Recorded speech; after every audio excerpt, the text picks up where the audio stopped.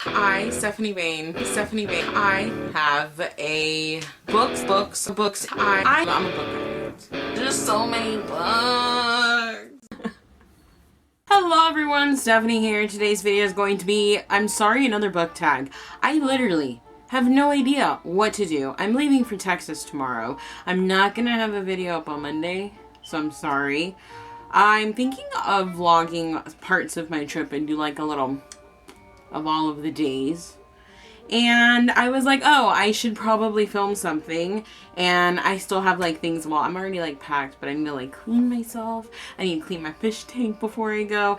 So I'm sorry, I'm doing another Halloween related book tag. And this is the Monster Mash book tag.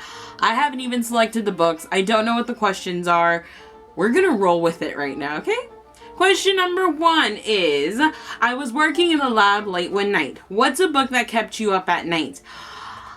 Kept me up creepy-wise or kept me up because I couldn't stop reading it? I'm going to go with kept me up because I couldn't stop reading it. These answers shouldn't be surprising because both of these books I literally could not go to sleep until I finished it. They're creepy, but not like, oh my god, absolutely terrifying, but they do creep me out. Okay, so of course The Merciless by Daniel Vega and Survive the Night. These are just such addicting reads to me. I couldn't put them down and I had to keep reading them. I really did. No exaggerations. Number 2 is My Eyes Beheld an Eerie Sight. What is the weirdest or creepiest shit you've ever read in a book? That would be anything from I, the Creation of a Serial Killer, especially the parts where the man, this is actually true, it's about the smiley face killer who was he was a truck driver and he killed, I want to say it was somewhere between like 8 or 9 women that they know for like a fact, one of them including was like his fiance, but he claims he killed a lot more.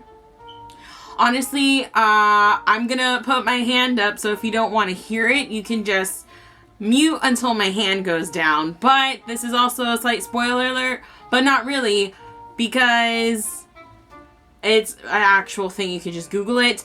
There's a part in the book where he's talking about like he was killing a woman, but he had to kind of like hurry up. And so, you know how those big semi trucks had those flaps on the sides, like where the tires are? I think it's to prevent air from going through. After killing the woman, he couldn't dispose of her body. I don't even remember if she was completely dead at that point, if I'm being completely honest. But he tied her up beneath there because she wouldn't be seen. And he drove like 80, 90 miles per hour with her there. And little by little parts of her body were falling off. And he was talking about that. And everything he talks about, because he goes into detail about the women he kills. That was absolutely horrifying. Welcome back. No. 3 is Get a Jolt from My Electrodes. Name a book that completely shocked or surprised you. I'm trying to go scary wise, but I don't know if I have a scary book. We Know It Was You by Maggie Thrash. This surprised me. It didn't shock me, but it surprised me not only in the direction it goes in, but how well Maggie implemented what happens into the book, and it's just so like, that works. It works. Any other person would have done what she did and it wouldn't have felt so like real, but it surprised the crap out of me. And this is actually a great Halloween read too. It's a mystery, but it's quirky and it's just really good. 4 is The Guest included Wolfman, Dracula, and his son. Name your favorite monster or villain from a book. He's not a monster or a villain, but he's definitely not like the great guy. And I'm going to include Dexter, because if you don't know what Dexter's about, it's about a serial killer, and Dexter's a serial killer. But I promise you, he's only serial killer you'll ever love. But he technically is a monster. He's a villain. He's, you know, the anti-hero. Is that how they call it? I don't know. I adore the show, especially. I think is a little bit better than the book. I've only read the first book. Still really good though. Based in Miami. So they talk about places that I like go to. So it's like kind of cool. And medianoches. Those are some tasty ass sandwiches. But I think honestly, he's amazing. Number 5. What happened to my Transylvania Twist? Name a book that was super hyped when it came out, but no one talks about anymore. Everyone always talks about Red Queen, and I feel like Red Queen was like really hyped, and I feel like with Glass Sword, it's not as hyped. So I'm gonna have to say the Red Queen trilogy. I think it's a trilogy. I adored the second book more than the first book, but I've noticed that not many people were talking about the second book. Like, you see it, but it's not one of those books that continuously gets talked about. It stops getting talked about. Number 6, they did the mash. Name your favorite book that is a mashup of 2 or more genres. Shit. Ah, I should have been prepared. And that's gonna be The Alpha Drive by Kristen Martin. It's a sci-fi with dystopian and sometimes contemporary elements to it. It's honestly my favorite like mix-up of genres. It's so easy and so much fun to get into. Next is 7. It was a graveyard mash. What is your favorite horror novel? This is tricky. I haven't read a whole lot of horror novels. I read more mystery, thrillers. But I want to say the only ones that I have, the repeats for like the millionth time. Let's see if I can find another thing, but I don't think I have. Like, I'll tell you my favorite horror movie, and that would be any and all of the Freddy Krueger movies except for the remake, because the guy that plays Freddy Krueger in the remake was in this other movie, Little Children, and what he does in that movie just like tortured me, and I hate the actor for it because that's all I see when I see that actor. Freddy Krueger is amazing. He's the only one that makes sense. I grew up, I was like super young watching him. I promise you those are my absolute favorite movies. But a book that I would like to read that's horror, because, you know, I gotta mention a book, would be It. It doesn't have the slipcover.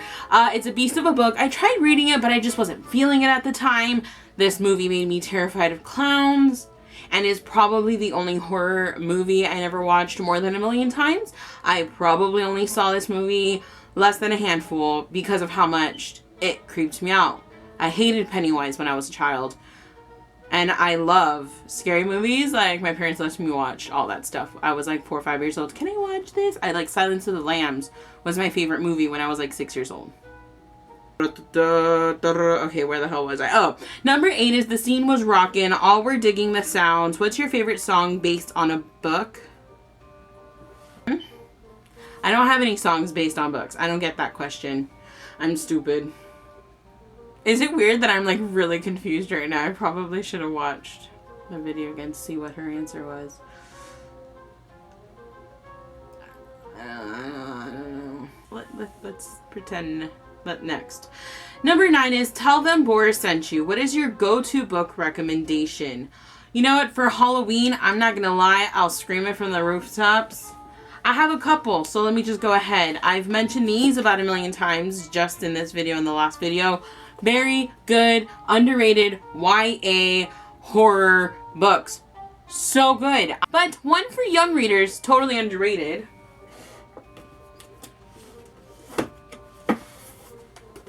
That I would recommend, I might have mentioned this in my fall recommendation, is Bad Girls Don't Die by Katie Allender. This is, I think, good for like any age for me. I just enjoyed it. I could see where it will get creepy if you're much younger, but if you're a young teen, preteen, and you want to read like a creepy book, read this book. It's underrated. It's actually very good. The character is very likable. The situation is really good, and I just overall enjoy it. So this would be my go-to for younger readers, and these are my go-to for older and you haven't read them. What the hell are you doing with your life? Ugh. Those are other books that no one talks about anymore. I was gonna say those, but like I'm mentioning them for everything. Number 10 is Who Do You Tag? I tag all of you. Answer the questions down below. If you like me, you'll answer because I kind of want to know. And that's what I'm posting today. I'm sorry, it's another book tag. I tried my hardest to like think of something else to film, and I thought of nothing. So I'll see you guys next time. I hope you enjoy this. Questions down below. You don't even have to do all of them, just like 1 or 2. Just let me know, comment, and I'll see you probably on Wednesday's video because I'm not gonna have time to film, edit, and upload a video for Monday either, especially because I don't know what I'm doing with my life. So yeah, I'll see you next time. Bye.